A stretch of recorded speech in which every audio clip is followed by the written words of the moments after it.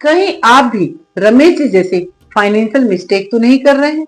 कहीं आप भी सोशल मीडिया पे अधूरा ज्ञान देखकर अपना फाइनेंशियल प्लानिंग तो नहीं कर रहे हैं?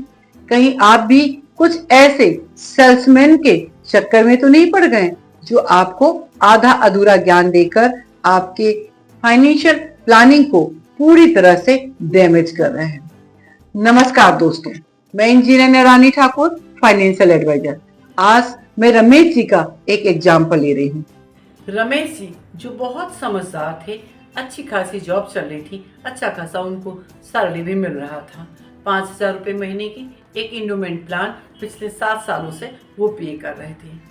किसी बैंक का सेल्समैन उनके पास पहुंचा और नए कैलकुलेशन के तहत उन्हें बताया कि इसमें आपको ज़्यादा रिटर्न्स नहीं मिल रहे हैं। आप एक काम करें, 50 लाख की एक टर्म इंश्योरेंस ले लें और 15,000 की हम एक SIP ओपन करते हैं। रमेश जी को बात समझ में आई। रमेश जी भी तैयार हो गए। उन्होंने अपनी पॉलिसी जो 5,000 रुपये महीने की थी उसको उन्होंने सस्पेंड कर दिया, उसको उसकी प्रीमियम वो भरना बंद कर दिए, वो पॉलिसी लैप्स हो गई।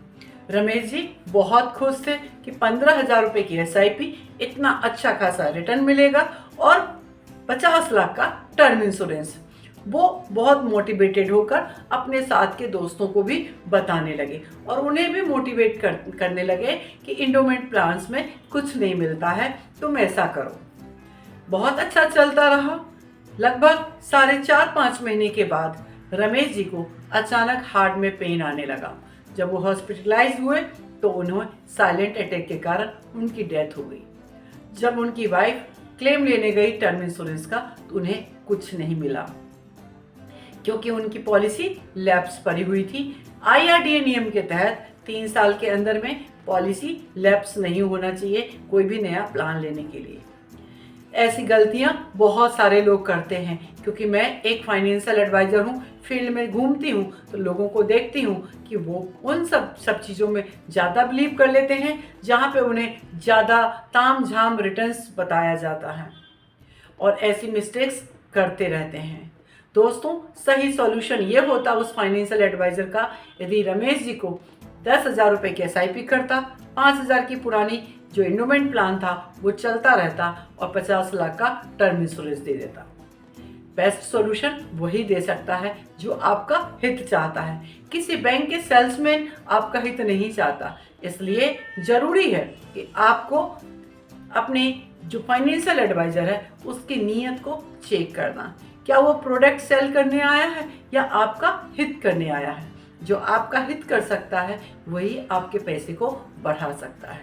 मैं देखती हूँ जब मैं फील्ड में जाती हूँ, लोग 1,000 रुपये 2,000 रुपये की पॉलिसीज को चलाते नहीं हैं और उसकी जगह बोलते हैं कि हम SIP में ज़्यादा हमें रिटर्न्स मिलेगा।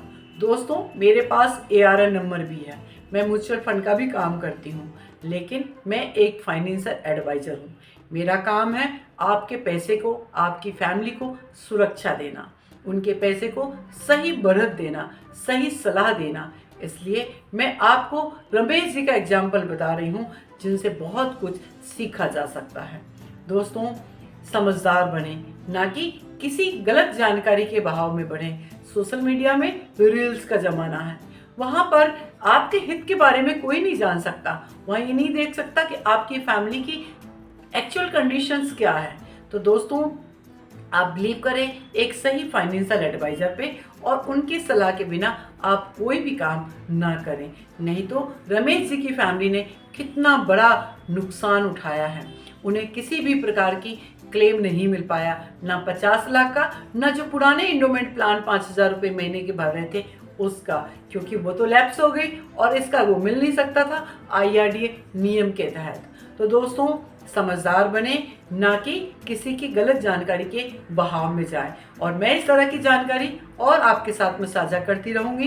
दोस्तों, आप बिलीव करें कि आपका फाइनेंशियल प्लानिंग सही पर्सन से होना चाहिए, सही टाइम पे होना चाहिए, ताकि आपकी फैमिली को एक आर्थिक मजबूती हमेशा मिलता रहे।